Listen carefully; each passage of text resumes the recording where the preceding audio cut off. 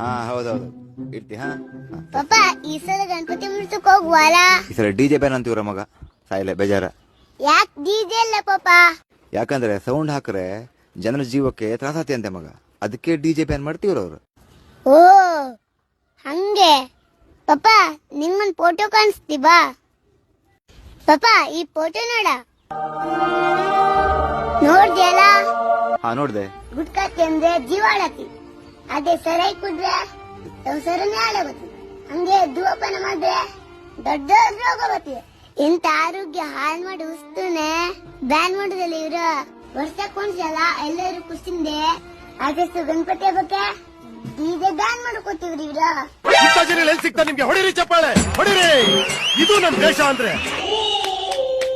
Great ಪಾಪ. ನಾ ಮತ್ತೇನು ಮಾತಾಡುದಿಲ್ಲ ಪಾಪ. ಮತ್ತೆ ಭೇಟಿಯಾಗೋಣ. ನಮಸ್ಕಾರ.